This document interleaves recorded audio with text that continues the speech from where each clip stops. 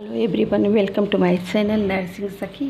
आज के इस वीडियो में हम आप सभी को मातृ एवं सुरक्षा कार्ड यानी एमसीपी कार्ड से इसमें वैक्सीनेशन से संबंधित जानकारी देने वाले हैं, क्योंकि आजकल जो राइज की ट्रेनिंग चल रही है तो हम सोच रहे हैं कि वैक्सीनेशन से संबंधित ही अभी वीडियो बनाएं, जिससे हमें जो उसमें क्वेश्चन आंसर देना रहता है उसमें करने में मदद मिलेगी और हमें जानकारी भी, हमारी आपस की जानकारी भी बढ़ती रहे वैक्सीन को लेकर के। तो उसी से संबंधित वीडियो बनाएंगे, क्योंकि वैक्सीन से संबंधित जानकारी होना बहुत अहम है।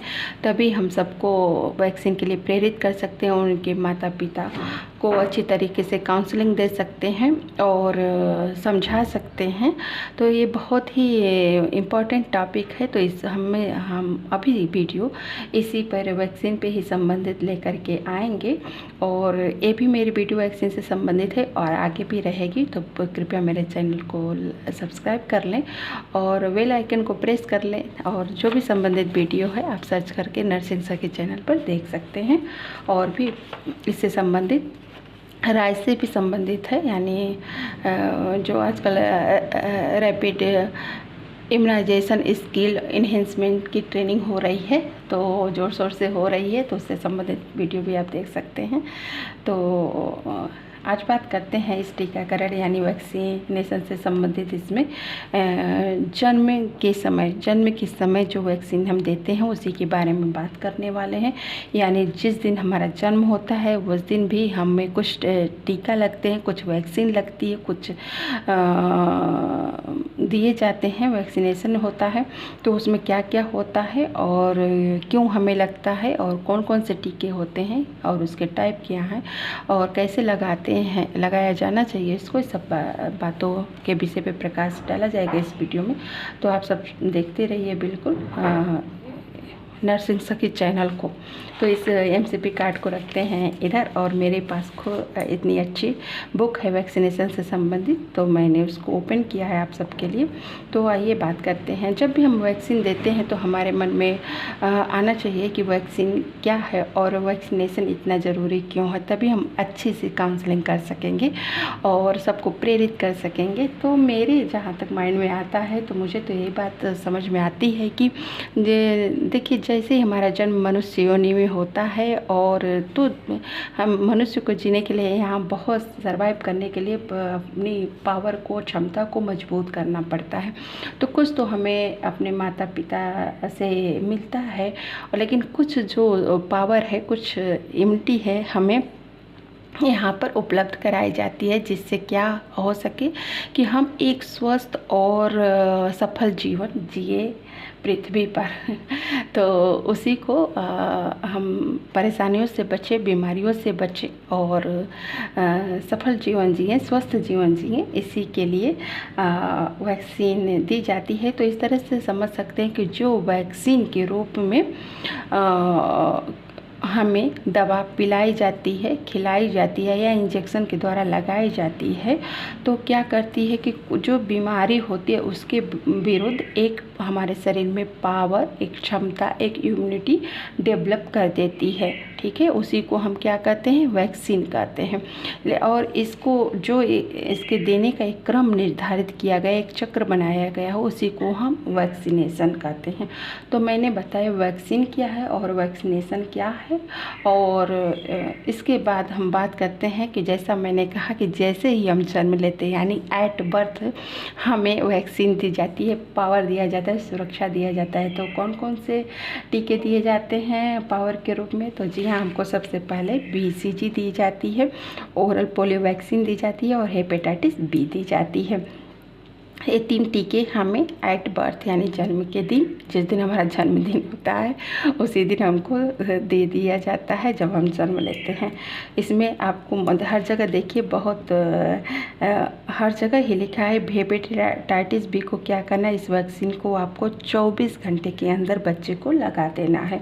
और ये पूछा भी जा सकता है, ध्यान से देखिएंगे, हमारे जो इससे संबंधित मेडिकल के भाई बहन तैयारी कर रहे हैं तो हेपेटाइटिस बी OT टीका है जो जन्म के 24 घंटे के अंदर लगा दिया जाता है। चलिए इसके डोज की बात करें तो BCG अगर आप एट बर्थ देते हैं तो एट बर्थ से लेके 28 डेज तक हम 0.05 ml देते हैं, लेकिन 28 डेज के बाद हमारा जो देने का देखिए यहाँ पे भी लिखा है 0.05 ml खुराक, ठीक दिया जाता है। लेकिन अगर आप बच्चा जब 1 महीने का हो जाता है तो उसके खुराक में चेंजेज आ जाते हैं, तब उसको 0.1 ml BCG की खुराक दी जाती है। तो अगर बच्चा आप जन्म के समय लगा रहे हैं तो क्या लगाएंगे 0.05 ml लगाएंगे। और कैसे इसका जो रूट है वो इंट्राडर्मल है यानी चमड़ी में है। मैंने इससे पहले भी बहुत वीडियो में बताया है आप सबको, तो आप वो सब देख लीजिएगा, समझ लीजिएगा। इंट्राडर्मल दिया जाता है। जैसे ही BCG का आप टीका देते हैं वहाँ पे एक व्हील बन जाती है, करने का मतलब एक गोल सा इस तरीके से बन जाता है और उसमें दवा भरी हुई दिखती भी है। तो मतलब आपने का व्हील ऐसे दिख रहा है तो एक करेक्ट है आपका, ठीक है। और इसके बारे में आपको बता देना है इसको कैसे देना है। 26 गेज की नीडल देती है। BCG का टीकाकरण करने के लिए सिरिंज आती है, उसी सिरिंज से ही आपको इसको देना है। और हेपेटाइटिस बी का बात करें तो हेपेटाइटिस बी जो होता है, और इसको कहाँ BCG को कहाँ देते हैं तो इसको जो लेफ्ट आर्म होता है उसके अपर साइड में इंट्राडर्मल रूट में ये टीका आप लगाएंगे। और वहीं हेपेटाइटिस बी जो होता है वो थाई में लगता है, बच्चे के जांघ में लगता है और मिड थाई में लगता है, जहाँ पर वास्टर लेटरलिस मसल्स होती है कि वहाँ पे लगाया जाता है बच्चे को। और AD सिरिंज आता है इसके लिए, उससे लगाया जाता है। इसकी डोज की बात करें तो 0.5 ml इसकी डोज होती है और बच्चे को 24 घंटे के भीतर आप दे देंगे। और ओरल पोलियो की बात किया जाए तो 2 बूंद ज़िंदगी के लिए, वो तो सबको पता है, इतना सारा ऐड हम लोग देखते थे पहले, तो उसको माउथ रूट से दे देना है।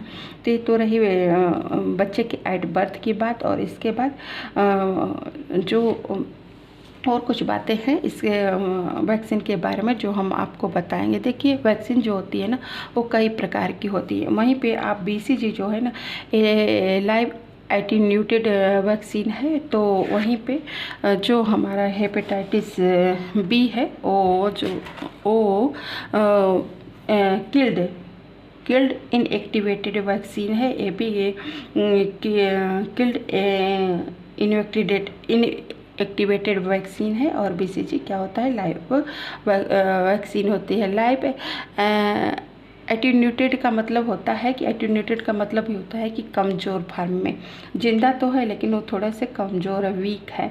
तो इस तरीके से हमारे शरीर में दिया जाता है। और जब ये वैक्सीन दी जाती है तो क्या करती है कि एक रोग प्रतिरोधक क्षमता डेवलप करती है, उस बीमारी के से हमारा बचाव करती है। जैसे कि BCG है, BCG हमको ट्यूबरकुलोसिस जैसे भयंकर बीमारी से बचाती है। हेपेटाइटिस बी हमको हेपेटाइटिस बी नामक बीमारी से बचाती है। और ओरल पोलियो तो पता है, पोलियो जैसी गंभीर बीमारी से सबका बचाव करती है। इसीलिए तो इतने बड़े बड़े पैमाने पे कैंप चलता था और इतना प्रचार प्रसार होता था ताकि सबको इतने गंभीर बीमारियों से बचाया जा सके। तो इस तरीके से जैसे हम जन्म लेते हैं 3 तरीके का हमारा टीकाकरण हो जाता है। और ये सब वैक्सीन को देखिए लगाना भी उतना जितना ज़रूरी है, उस वैक्सीन को सही टेम्परेचर पे रखना भी ज़रूरी है। तो जब भी आप लगाएं वहाँ श्योर करें कि जो वैक्सीन है वो +2 डिग्री से और +8 डिग्री सेल्सियस पे रखा गया हो। सबकी BBM देख करके ही लगाएं। और जैसे कि BCG होता है वो केवल 4 घंटे पाउडर फॉर्म में आता है और इसके साथ डाइल्यूएंट भी आता है। और तो उसको भी डाइल्यूएंट को भी हमें वो वैक्सीन के अंदर ही रखना चाहिए। और रखा हुआ आता है, आप चेक कर लेंगे। और उसी डाइल्यूएंट से ही हमें पाउडर फॉर्म में BCG रहता है, घोल बनाना चाहिए। दोनों का टेम्परेचर समान होता है। और 4 घंटे बाद BCG को डिस्कार्ड कर दिया जाता है। इसलिए हर वैक्सीन पे जब भी ओपन करते हैं तो हम टाइम भी डालते हैं और डेट भी डालते हैं और BBM को भी चेक करते हैं कि सही है कि नहीं है। तो ये सब सारी बातें वैक्सीन देने से पहले हमको चेक करनी होती है। हेपेटाइटिस और एक बात बात रही कि ओपन वायल पॉलिसी क्या होती है।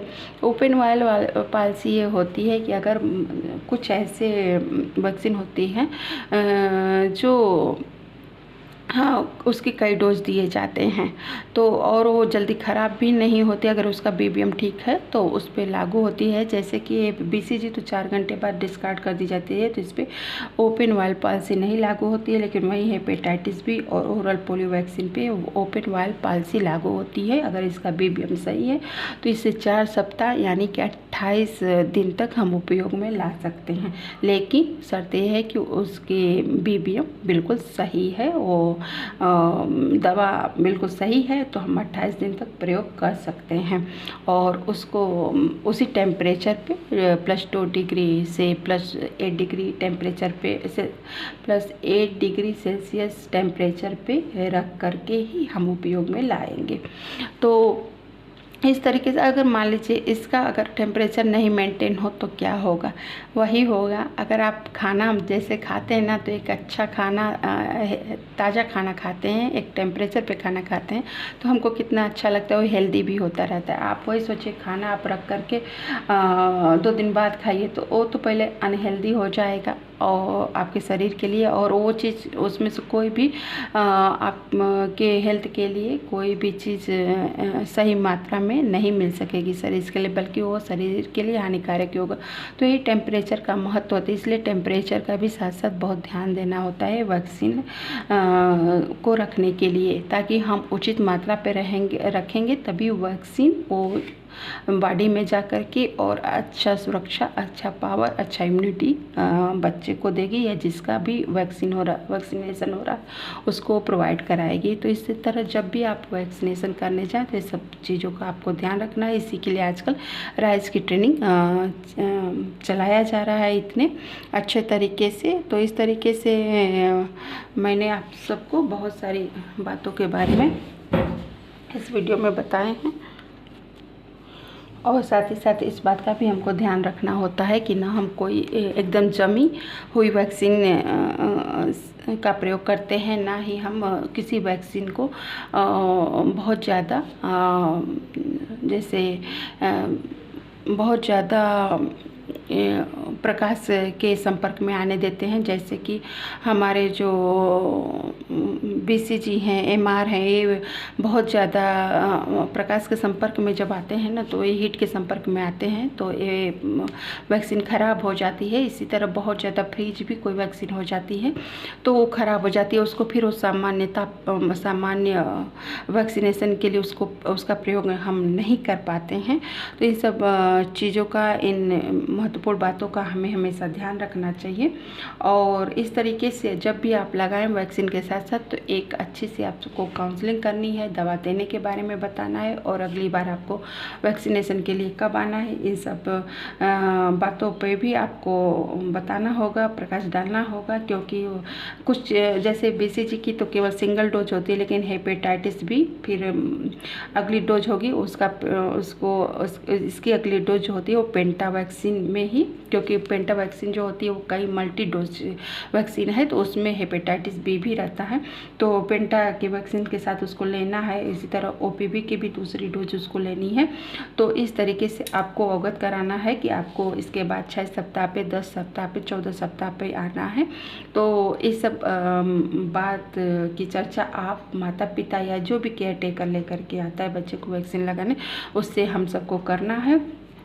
और एक वैक्सीनेशन प्रभावी ढंग से हो, महत्वपूर्ण तरीके से हो और सबका हो, ये सुनिश्चित करना चाहिए। और इस तरीके से हम योगदान दे सकते हैं कि जो भी बच्चा है, जो भी मनुष्य योनि में जन्मा बालक है, उसको सफल जीवन में स्वस्थ जीवन हो इस ग्रह पे, उसमें योगदान दे सकते हैं। आज के लिए इतना ही। लेकिन एक क्वेश्चन आप सबसे इस वीडियो में भी कि आप क्यों बताइए कि जो BCG की वायल आती है वो भूरे कलर की आती है, तो वो क्यों भूरे कलर की आती है, उसका क्या मतलब है? इसका आंसर आप कमेंट करके मुझे बताइएगा। और मिलते हैं हैं अपनी अगले वीडियो में। और वैक्सीन से संबंधित दूसरे डोज के जो बच्चे को कब दिया जाएगा जन्म के बाद, तो ये टीकाकरण हो गया BCG, ओरल पोलियो और हेपेटाइटिस बी का, लेकिन अगले इसके बाद उसका कब टीका लगेगा इस पे चर्चा करेंगे। तब तक के लिए have a good day. Thank you all of you. Bye bye bye. मिलते हैं अपनी अगली ही ऐसी वीडियो पे। Thank you.